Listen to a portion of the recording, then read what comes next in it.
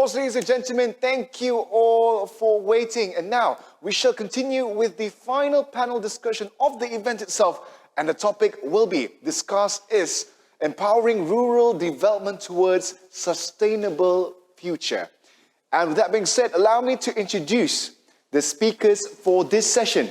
The moderator is Ms. Fairuz Hamid from ADFIM, and she has over 30 years of experience in the capacity of an advisor to public and private sector on various issues, ranging from strategy, governance, transformation, innovation, communications, reputation management, crisis management, and communications, amongst others. She has experienced the span of various sectors and industries, and this includes international, public and private sectors, and global academic institutions. She has advised in the renewable energy industry on global strategy and expansion, and advised and led notable projects in the financial industry, advising corporate strategy, transformation, expansion, and communications before serving the office of the former Chief Secretary to the Government of Malaysia.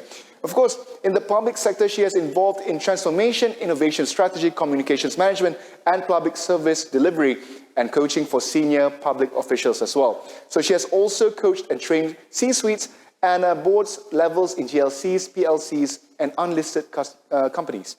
And of course, she has led branding of countries, cities, and township projects, and created branding and marketing strategies for new image of countries, companies, institutions, initiatives, products, and markets. All right, so now I'd like to welcome on board the panel speakers. Starting with, we have Mr. Edgardo S. Luzano, Head Programs Management Department, Land Bank of the Philippines. Mr. Edgardo has more than 8 years of managerial experience in the design, implementation, and management of agri-based development finance programs for cooperatives and other key players in the countryside development. So these include SMEs, large agribusinesses, enterprise, local government units, and countryside financial institutions such as rural banks, cooperative banks, thrift banks, NGOs, and other microfinance institutions.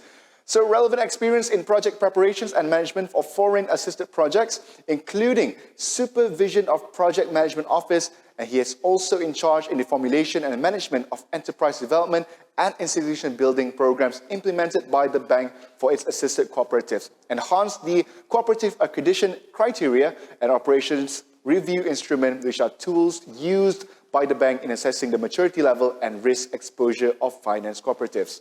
Next up, we have Mr. Recai Biberoğlu, Head of the Development Finance Institutions Department, Development and Investment Bank of Turkey. So he has been with the bank since December 1990, handling different responsibilities in both technical and management levels.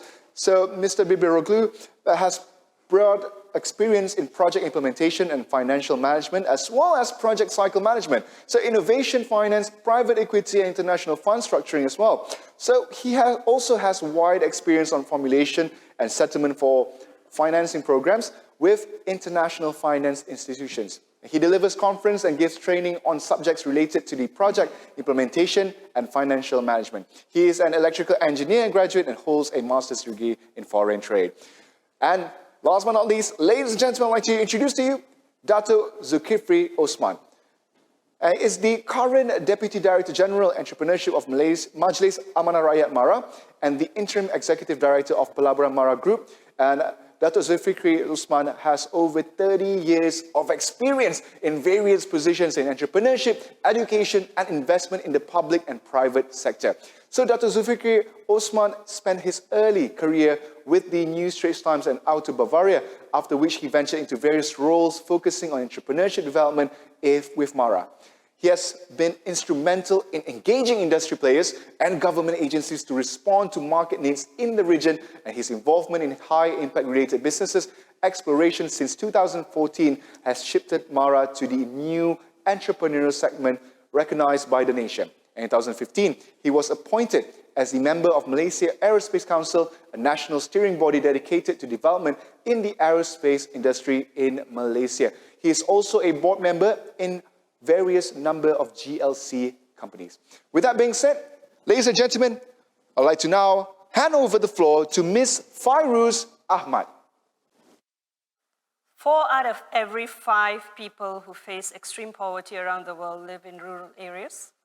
Many rural areas are witnessing severe depletion and degradation of rural resources, contributing to climate change and the recurrence of pandemic such as COVID-19. These are the findings of the World Social Report of United Nations Department of Economic and Social Affairs, otherwise also known as UNDESA. I am Fairuz Hamid from Malaysia. Good afternoon, good day to everyone all around the world, and I will help you navigate the topic of empowering rural development towards sustainable future. With me today are three esteemed panelists. We will, in the course of the next 60 minutes, take you through 5 key areas, i.e., and that is, what exactly is the definition of rural development and sustainable future? Where are we going wrong? Number 2. Number 3, what are the roles of the national government and international agencies? Number 4, what are the issues of business and human rights, such as forced labor, migrant worker issues, exploitation, unethical business practices that emanates from failure of meeting rural development goals? And finally, how must DFIs reorientate itself? Welcome to UPFIM's final panel session. And without further ado, allow me to invite Ed from Philippines to present his case, and then followed by Mr. Recai and Datuk Zul from Malaysia. Over to you, Ed. Thank you very much, and a pleasant afternoon to everyone. Well, first of all, I would like to thank our esteemed organizers for giving us the chance to be with you this afternoon on this very important event. And so please allow me to introduce our organization and to briefly discuss with you our programs and initiatives towards promoting rural development, and particularly our assistance to small farmers and fishers and the micro, small, and medium enterprises in the country. So next. The Land Bank is a wholly owned government bank. The bank was created actually in 1963 as a government financing arm of the land reform program of the government. So we finance the acquisition of agricultural estates for division and resale to small landholders. So after that, we collect the land amortization from the farmer beneficiaries over a period of 30 years. Then 10 years after the creation of the bank in 1973, the bank was given universal or expanded commercial banking powers, and including the authority to grant loans to farmers and fishers and cooperatives and associations, as well as to borrowers for agricultural, industrial, housing, and other productive enterprises. Its focus, however, remains in the countryside, with 95% of the current portfolio devoted to its priority sectors. And of course, this includes the farmers and fishers, co-ops and associations, support to agriculture and fisheries, and other national government priority program. And that's why sometimes the bank is referred to as the countryside unibank. So next is that the discussion on the basic strategies adopted by the bank to support rural development, with emphasis on improving access to credit by our mandated sector. And these strategies include the design and offering of innovative products and services to cater to the requirements of our target markets, the continued expansion of our network and increased touch points and accessibility of our bank products and services, the development of a digital lending platform, and the last one is the forging of partnerships with other government agencies to provide support services relative to credit delivery. As a universal bank, we cater to the entire spectrum of clients in the rural areas. And we provide credit support directly to farmers and fishers to meet their investment requirements for agricultural production, including the adoption of new farming technologies, such as for climate resilient agriculture, organic farming, and the like. And we also provide credit to duly registered cooperatives and associations for their acquisition of machineries and equipment so that they can provide mechanical farming services to their members and the other farmers in the area of operation, processing facilities for value-adding operation, and working capital for trading and marketing. Then we finance the working capital requirement of MSMEs and even large enterprises, as well as their capital needs for acquisition of facilities and equipment for their modernization or scaling up. For local government units, we support their infrastructure development, education, healthcare, and utilities projects, and even their operation of other economic enterprises. If the LGU would like to establish, for example, a rice milling and processing complex, where the LGU will serve as a market for the produce of the constituent farmers, then we support that and we provide 100% financing so long as the amount does not exceed the net borrowing capacity of the borrowing LGU. Some of the innovative credit facilities include the legislated lending programs. The land bank is tapped actually by the government to implement specific credit programs that are created by law, and they cover specific target clients. The Agricultural Competitiveness Enhancement Financing Program, for instance, is designed to help modernize agriculture and make the farmers more competitive. It covers the credit requirement of farmers and fishers, cooperatives and associations, and micro and small enterprises for agricultural production, purchase of machineries and equipment, and putting up of post-harvest facilities. 80% of the tariff collection from the importation of agricultural commodities within the minimum access volume is allocated as credit fund under the program. The expanded rice credit assistance is similar to the ASEP, but this specifically covers rice farmers. The fund also comes from the tariff collection from rice importation. The last legislated program is for the mechanization of the local sugar industry. It supports improvement in sugarcane production and productivity, as well as mechanization of sugarcane farms. Funding comes from annual allocation from the government as mandated by law. These programs are actually offered at concessional interest rates and the flexible terms and conditions. Another lending program, which is called the Rapid Agro Enterprise for Inclusive Development and Growth, or the Rapid Growth, is a tie-up with the Department of Trade and Industry, or the DTI, and it adopts a blended finance scheme. The borrowers are initially screened by the partner agency, then endorsed to land bank with a grant facility which can be up to 60% of the total project cost. Then 90% of the project cost net of the grant component will be financed by land bank using its own fund. So because of the grant component, the interest rate is significantly reduced. The program caters to small farmers, unemployed rural women and men, and micro, small, and medium enterprises adopting an agri-based value chain business model. The bank also supports national government programs. Just recently, and because of the pandemic, we launched several programs which included the iRescue and the Rise Up LGU's lending program. The first one provides working capital to SMEs, cooperatives, self-employed, and microfinance institutions to augment their working capital and also to restructure their existing loans at a more flexible terms. To support the program, the national government provided additional equity infusion to the bank. The second program supports the initiatives of the local government's units to revive the economy and bring back business confidence in their jurisdiction. So we provide permanent working capital loan and also for infrastructure development, construction of additional healthcare facilities and hospitals, and other projects supported to the Bayanihan to Recover as One Act, which was promulgated to counter the effects of COVID-19 to the people and the economy. The national government provided program fund to cover subsidy and interest payments of the borrowing LGUs.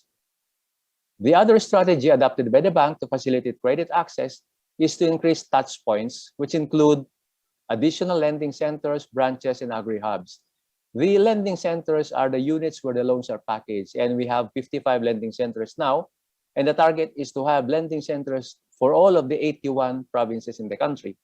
But for areas that we don't have regular lending centers and branches yet, we established agri-hubs and agent banks to provide specific banking services to clients. Then we assign also our account officers to cover all of the 1,634 cities and municipalities in the land. On digitization, the bank developed the digital lending system, an end-to-end process which facilitates loan application, processing, approval, and release of proceeds. The farmer with internet connectivity can apply loan online, as well as open a savings account online using the other facility, which is the digital onboarding system. And the last strategy is forging partnerships with other government agencies with similar agenda for rural development. Under these partnerships, these agencies provide counterpart fund for and jointly implement with the bank the needed capacity building intervention. So these strategies help the bank assist a cumulative total of 2.67 million farmers and fishers and extend loan with an outstanding balance of 55.7 billion as of December of last year. Now, for other developmental projects, the metrics show that there are 20,000 kilometers of farm-to-market roads financed, 8 hospital buildings with 307 hospital beds, thus improving the hospital bed to population ratio, especially in the rural areas. Almost 40,000 households connected with potable water with water utilities that are financed by the bank, and 15 school buildings with 234 classrooms, thus reducing the gap in the number of classrooms needed and improving the environment for access to education. Thank you.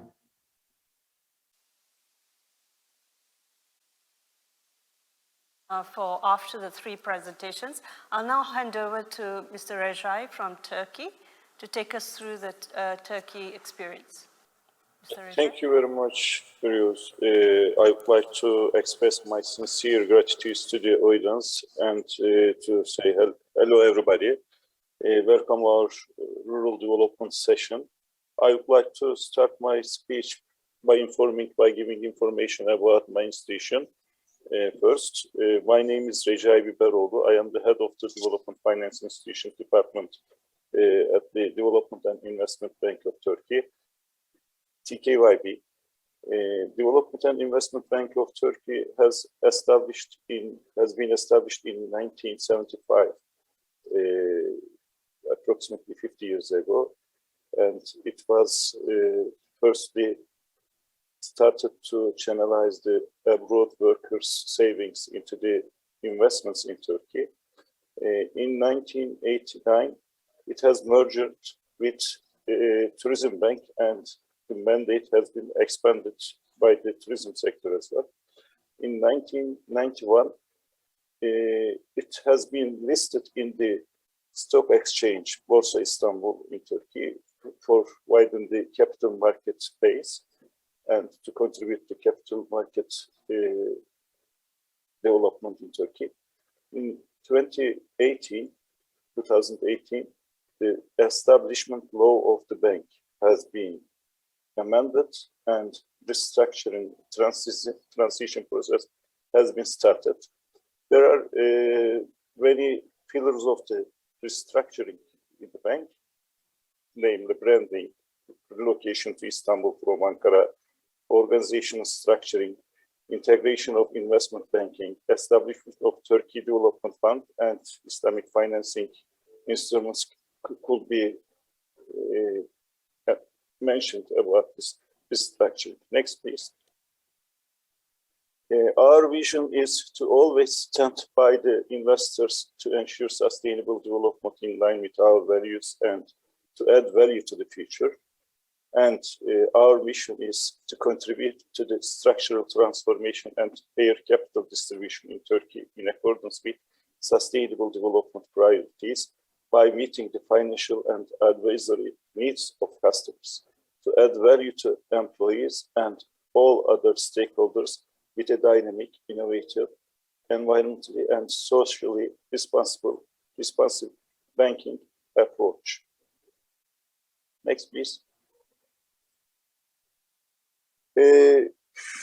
Our business activities could be divided in 4, one of which is the determined supporting to new investments in various sectors through a diversified portfolio of investment banking and financial advisory services in order to contribute to the sustainable development of the country. Secondly, there are central bank loans implemented by the bank in Turkish lira for the exporting purposes and for narrowing the foreign trade deficit of the country. We focus on strategic goals in the economic program announced by the government and consider regional development is one of the priorities. Therefore, we provide long-term financing support to the investments in 5th and 6th regions, which are defined by the incentive programs of the government. In 2020,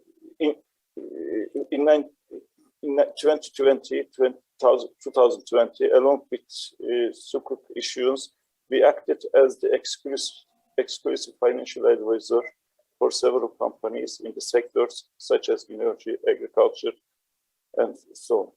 In 2021, we provided exclusive financial advisory services for Turkey's first transition bond issues. We are receiving funds from many of the development financial institutions, international development financial institutions, including IBRD, the World Bank Group, JBIC, AIIB, Asian Infrastructure Investment Bank, KfW, German Development Bank, CEB, Council of Europe Development Bank, Islamic Development Bank, ICBC, Black Sea Trade and Development Bank, and European Investment Bank. In 2004 and between 2004 and 2018, we have provided $3 billion worth, more than $3 billion worth loans from those institutions. And in the last 3 years, between 2019 and 2021, we have received $2 billion worth additional financing from those institutions. Next, please. TKYB, Investment and Development and Investment Bank of Turkey, is the first signatories of the United Nations Finance Initiative, Principles of Responsible Banking in 2019. There are 6 main principles: alignment, impact and targeting setting, client and customers, stakeholders, governance and culture, and finally, transparency and accountability. We are committed to reduce negative environmental impact, reduce resource utilization and waste production by our activities, while increasing positive environmental impact, continuously improving our system, complying with applicable legal requirements by transferring the environmental awareness to our stakeholders. Next, please. Our environmental policy could be divided into 2 main pillars: sustainable development and responsible banking, which includes the contribution to 13 of 17 sustainable development goals of United Nations. We have contributed the carbon dioxide reduction more than 3 million tons per year by financing renewable energy and energy efficiency projects. Our loan portfolio consists of 63% of loans related to sustainable themed loans. TKYB is the first bank to receive the climate-friendly organization from the Turkish Standard Institution. We have become a founding member of the Impact Investment Advisory Board in Turkey. TKYB has already prepared its sustainable finance framework and it's ready to second party opinion. We have received carbon dioxide disclosure project as a bank voluntarily. It is the first bank and only Turkish bank to become a connect member of the European Investment Fund National Promotion Institution. TKYB is a member of the Integrated Reporting Turkey Network. We apply environmental and social risk assessment to all the projects or to all the loans we are evaluating. TKYB is the first signatory institution of the Turkey for IFC Operation Principles for Impact Management as of September 2021. The next slide, please. As I said, as I mentioned, we have made many renewable energy and energy efficiency financing with the funds received from the development finance institutions. And we have contributed more than 3 million tons carbon dioxide emission reduction. Our loan portfolio as of the second half of 2021 is consist of 50% of the renewable energy investments and 45% of the other sectors. Next slide, please. I would like to mention the COVID-19 pandemic information a little bit. Almost 230 million people have been infected with COVID-19 around the world, and more than 4.7 million people have died. Developing countries are affected more due to the government's shutdown policies, and many of the countries have some precautions to combat with the COVID-19 effects. As TKYB, we have taken a series of actions in reaction to the COVID-19 pandemic. TKYB invests primarily in the sectors affected by COVID-19, and that has strategic importance for sustainable growth of the country. Within the scope of COVID-19, TKYB, Development and Investment Bank of Turkey, obtained the highest amount of foreign funding among the Turkish banks. Next. Despite the pandemic, Development and Investment Bank continued its sustainable growth in 2020 and 2021 as well. And we have received funds from IBRD and AIIB, Asian Infrastructure Investment Bank. Through these funds, our aim to support Turkish SMEs, which are the backbone of our economy, to reduce the effects of COVID-19. When we look at the first half of the 2021, the asset size has reached 24.4 billion Turkish lira.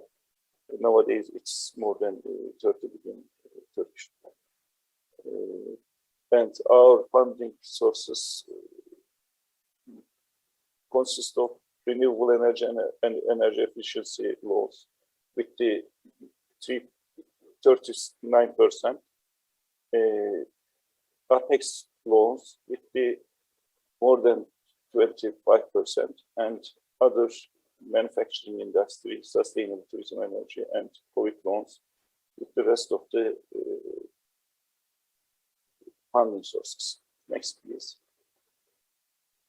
We have received 3 big loans from the DFIs, IBRD and Asian Infrastructure Investment Bank for the rural development and reducing COVID-19 effects. The first one is IBRD Formal Employment Creation Project for the less developed regions and the regions affected from the migrant flux in Turkey. We have received 316 million euros from IBRD as a loan, and we have received 76 million euro from European Union as a grant to support the SMEs in the regions under dense migrant flux. In 2020, we have received an emergency firm support loan from IBRD in the amount of 250 million. This will be utilized by the Development and Investment Bank in Apex methodology, wholesale banking methodology, and we aim to use the distribution channels of the participating financing institutions. We on-lend to them, and they will on-lend to the final clients, SMEs. We also received $300 million from Asian Infrastructure Investment Bank in 2020 for the purpose of COVID-19 effects reduction. and we are utilizing it in both direct and wholesale banking, FX lending methodologies. Next slide, please. I would like to mention a rural development project we have implemented in late 1999 and to the end of 2001. It was taken 2 years for implementation. The program was called Emergency Support Program. Development and Investment Bank of Turkey had been assigned with a mandate of financing of uncompleted investment in the certain less developed regions of South Anatolia by channelizing approximately $100 million from the government budget. And the program, 525 SMEs have been financed for investment and working capital needs under the program, and more than 9,000 jobs have been created or maintained. Also, we have implemented some other Apex programs funded by the development finance institutions, including, again, the World Bank, the Council of Europe Development Bank, and also we have allocated some funds from our own sources. And by implementing these Apex programs in the amount of $1.1 billion from the beginning of 2008 to the date, we have utilized 11 intermediary financial institutions, 3 banks, and 8 financial leasing companies. And we have reached out more than 3,000 micro, small, and medium enterprise and financed more than 8,500 new jobs created. These programs are directly or indirectly serves to the rural development of the country, especially in the less developed regions in Turkey. We have implemented many projects and programs to complete the uncompleted,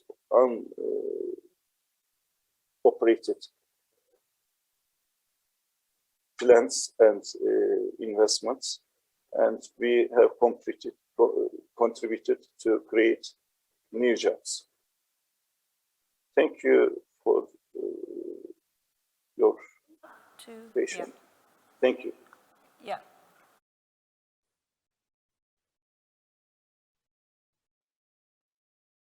We take the questions. It's just that we are running short of time, but I see Turkey has done quite a lot with World Bank and international institutions. If I can now invite Dr. Zul to present to us the Malaysia front. Over to you, Dr. Zul. Thank you, Fairuz. Hi, everybody. First of all, I would like to thank ADFIN, the organizer, for inviting me to be one of the panelists today. Before I go on with the presentation, probably a little bit about MARA, the organization that I'm representing today. MARA is a government agency. We are being previewed by the Ministry of Rural Development, and our agency was established in 1966 as a statutory body by an Act of Parliament. Basically, MARA is responsible for developing, encouraging, facilitating, and also fostering the economic and social development in the rural area. So generally our core business is, number 1, entrepreneurial development, and number 2 is education. So we are not DFI, but we are an entrepreneur development organization. Okay, next. So let's have a look at some facts and figures which related to our topic today. with regard to Malaysia. So Malaysia, we are 32.6 million in terms of population. So 77% of the population reside in the urban areas, while the rest, 7.6 million, are in the rural areas. So from the perspective of the Malaysia household income in average per month, those who are staying in urban areas, in average, their household income is about 2,000 US dollars, while the rest staying or living in the rural areas, it's about 1,200 US dollar. So this is how, in terms of the household income, there's a gap there. There's a gap. The one who are living in the urban areas as compared to people who are staying in the rural areas. So there's really a need to empower the rural development as what has been stated in the Sustainable Development Goals, or what we call it the global goal. Action are needs to end poverty, to protect the planet, and to ensure that by 2030, all people enjoy peace and prosperity. So there are 17 goals altogether to transform our world with regard to the global goals. Some of those we are trying all our best to put effort to end poverty, zero hunger, to make sure that people in rural areas are getting quality education, they're getting clear water and affordable energy, decent work and economic growth. So, as well as to reduce inequalities between the urban as compared to the rural areas. Next. So, how do we empower the rural development? Meaning, how do we improve the quality of life and economic well-being of the people living in the rural areas? Because rural area, we know that it's often relatively isolated and sparsely populated areas. So from our ministry and also our agency point of view, there are three elements that play a major role, or that will develop a good ecosystem for rural development. Element number one is infrastructure. So we need to improve infrastructure in the rural area. Number two is entrepreneurship. Entrepreneurship is very important to alleviate household income through businesses and economy activities in the rural area. And number three, of course, is education. Education is very crucial to empower human capital. If we want people or the community to success in future, then they need knowledge. So they need education. They need all ecosystem to develop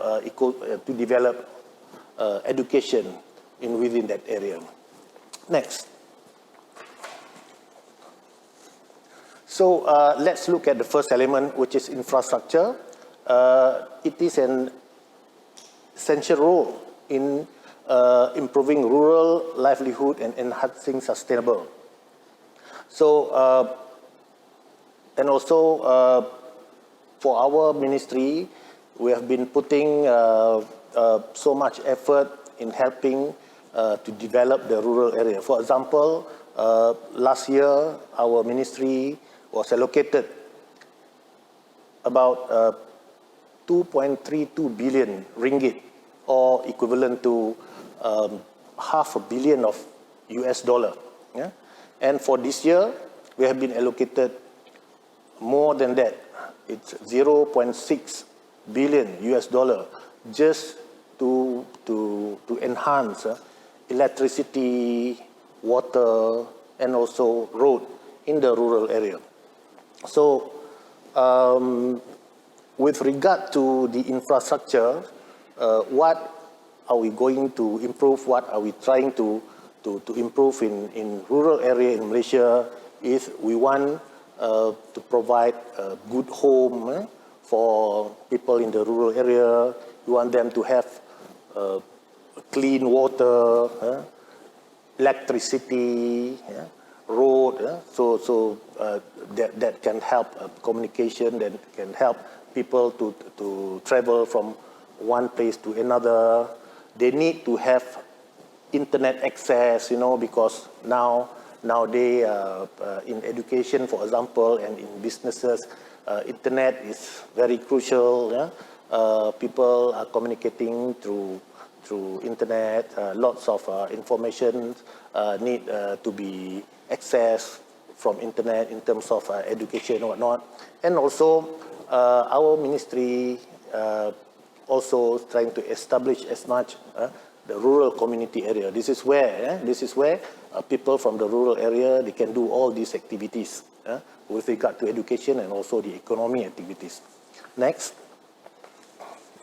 The second element is education. So education is the catalyst of social transformation in rural area. It helps to build capacity and knowledge, and it's very vital element in social development.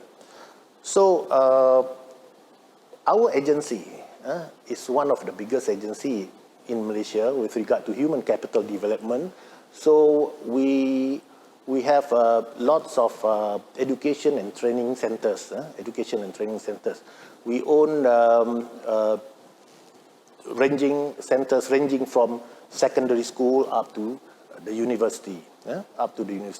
And what are we trying to develop in terms of education in the rural area? We are having now like two towers. One is providing education with regard to the social science and technology, and the second tower is a TVET tower, the Technical Vocational Education Training, TVET tower. So the youngsters or children who are good in academic, they'll be going to the first tower, while the other one who are more towards hands-on training, whatnot, so they'll be going through the second tower. So this is very important. This is very important to help people in the rural area to achieve a good life in future. So we cannot deny that everybody needs education, so as people in the rural area. So we are trying to provide an equality in terms of education accessibility. People in the urban area and also people in the rural area. So that's why there are lots of training centers, lots of schools has been developed in the rural area. So no question about accessibility. So the next, the third point or the third element with regard to the rural development is the business ecosystem. MARA is currently providing a complete business ecosystem. Meaning we are now providing training programs to help develop the human capital, to help develop the entrepreneur. And then other than that, we are also doing many activities to help to develop the business. Like we are having events, we are trying to trying to enhance the networking within the entrepreneurs, and also we are providing support facility as the financial business financing, business premises, business lot in the rural area, and also we are providing the business advisory. So this is very important to help business growth in the rural area. And one more thing that is just now I was talking about I was mentioning about the internet access. Now, lots of people are doing online businesses. So this is very crucial. So that's why people in rural area, they need to have good access to the internet, because doing business also now, you need that. Lots of activities are done online. So these are things that Mara and also our ministry are doing and putting every effort. And we do believe that if we are successful in providing this, we are successful in terms of enhancing the infrastructure, giving good education to the rural people, and also to provide a complete ecosystem for business to grow, we can help the rural people to have a better life, and as a result, we can help the rural development. Yeah? So I think for now, that's it for me. Yeah? So back to Fairuz. Thank you. Thank you. Thank you so much, everyone. And thank you to our audience for staying with us. I've got a few questions from the chat room. And before we go to the questions, thank you for all the 3 presentations. Obviously, we are doing a lot from Malaysia to the Philippines to Turkey and across the world, yet we've not met targets. Clearly, something has gone wrong. Clearly, either we've missed the narrative, or we've missed the targets, or we've completely missed the plot. I'm not sure which one it is, but let us go back to the basics of what exactly, if I can put this to all 3 of you, what exactly is sustainability, in your definition of sustainability for rural development? How would you define that? Dr. Zul, would you like to take that first? Okay, thank you, Fairuz. Generally, how do I understand sustainability? Sustainability, to me, is the ability to maintain at a certain rate or level. Like for the rural, it is about characteristic of the countryside, for example. So sustainability to the rural demography is, for me, to reduce rural-urban gap in terms of economy, social and infrastructure. Also, it's about creating rural resilience, protecting and preserving natural landscape and also the natural resources. And also to maintain the standard of rural areas at least to be at par or even better as compared to the urban areas. And Mr. Recai, how would you define sustainability to rural development? Thank you. In fact, with one sentence, I can define the sustainability to leave a better and more livable world to the next generations. That's to say, to make efficient in all of the aspects of the life, make efficient implementation, resource efficiency, and also the peace of the most important thing, to leave a more livable world to the next generations. This is the sustainability of my understanding. Thank you. Ed? Yeah, and if I may borrow the definition cited under the Brundtland Commission report of 1987, which states that sustainability as a development that meets the needs of the present, but without compromising the ability of the future generation to meet their own needs.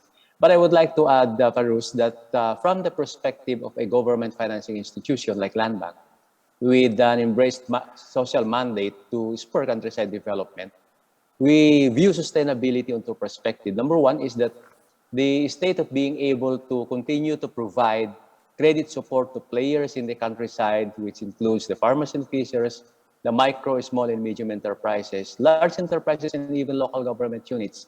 And this is necessary for them to take advantage of economic opportunities, build and expand their enterprises. So we're talking here of sustainability of credit. The other one, and related to that first perspective, is it involves environmental protection. So at Land Bank, we finance projects compliant with the environmental and social safeguard, including compliance to government regulations. So we do environmental due diligence evaluation of covered proposals, and these are carefully considered in our credit decisions. But you know, to all three panelists, clearly we are not meeting targets. And so from the perspective of governments and then DFIs representing one part of the needs of the government, where, in your view, could governments realign in urgently addressing the lack of ability to meeting some of these SDG goals on rural development? Dr. Zul, you want to take that first?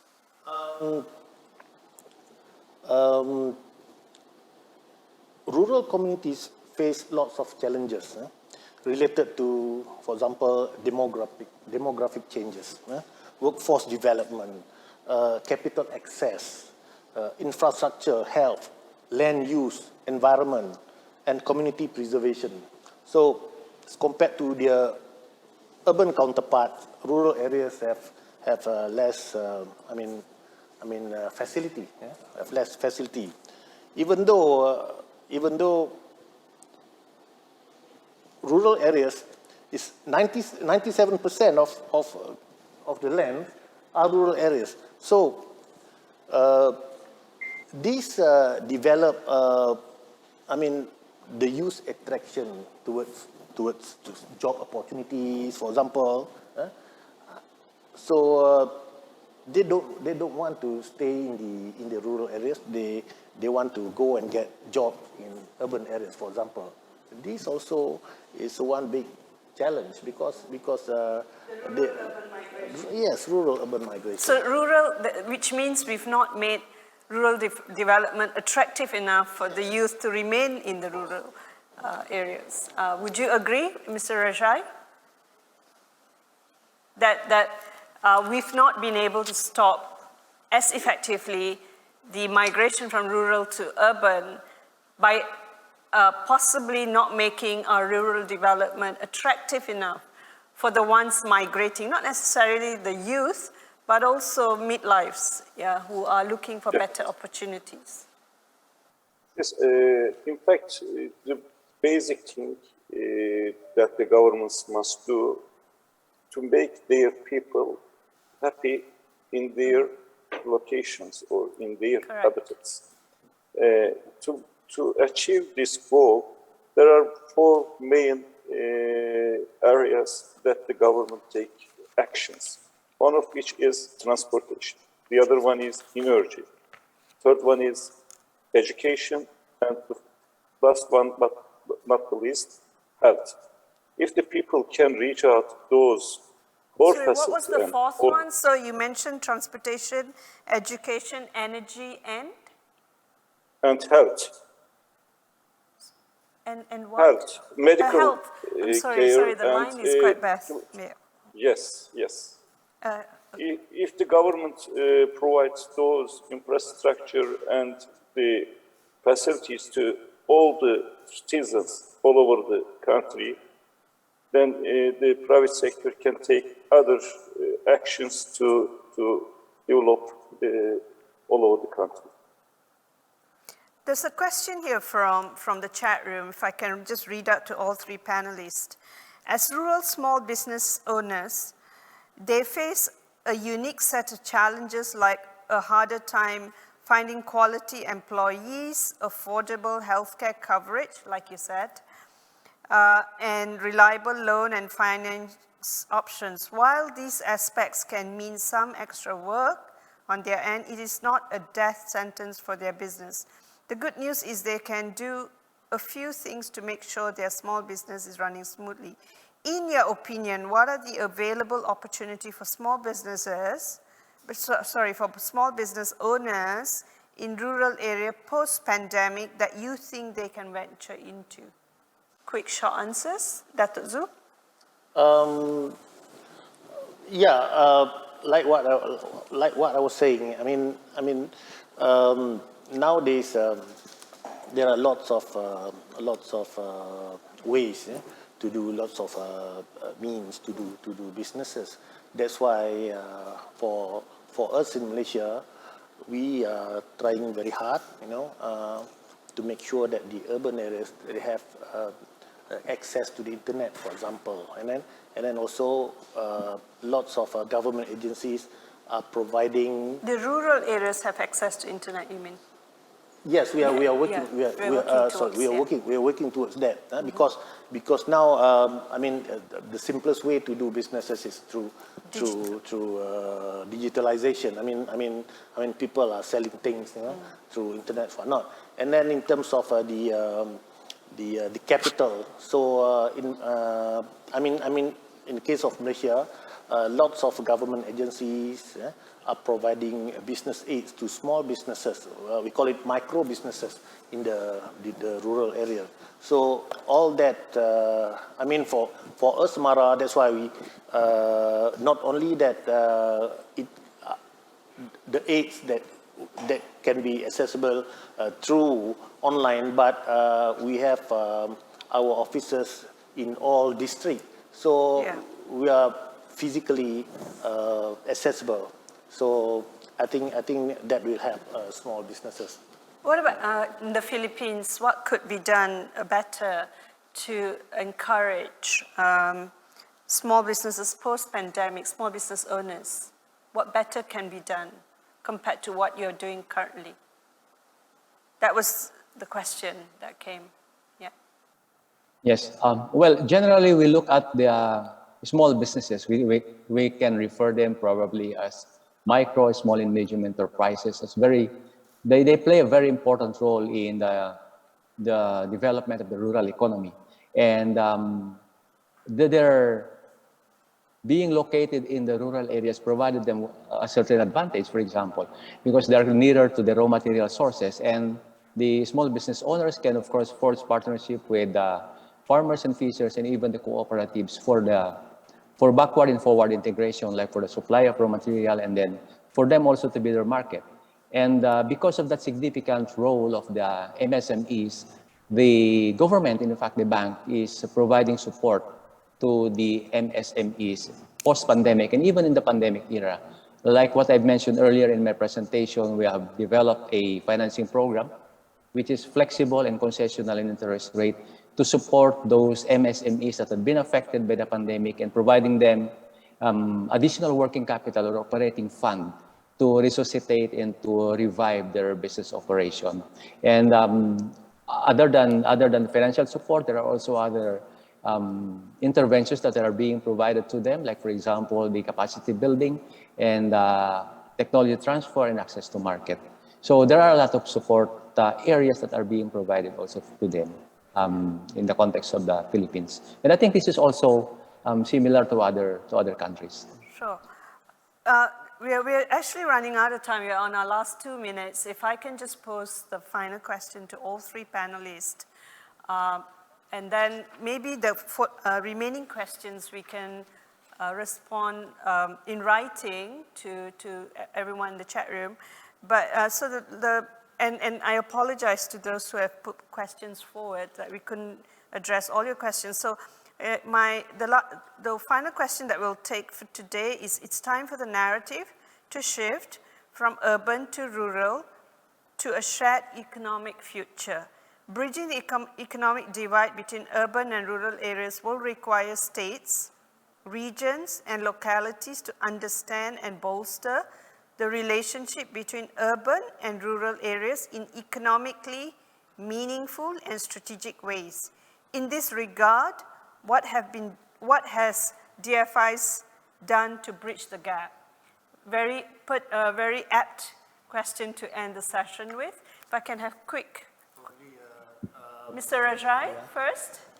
Yes, in fact, most of the DFIs has taken action when the pandemic started, and they are prepared some financing programs all over the globe, and our institution is one of the local institutions or local National Development Bank having some shares for this financing.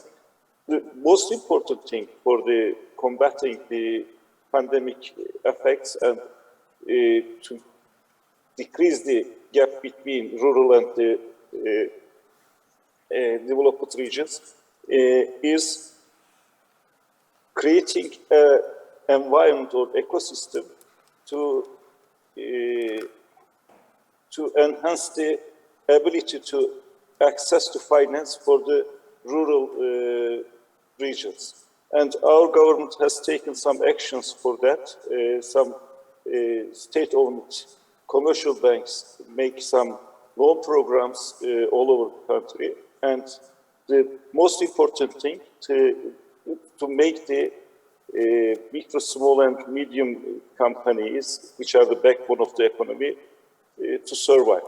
And most of the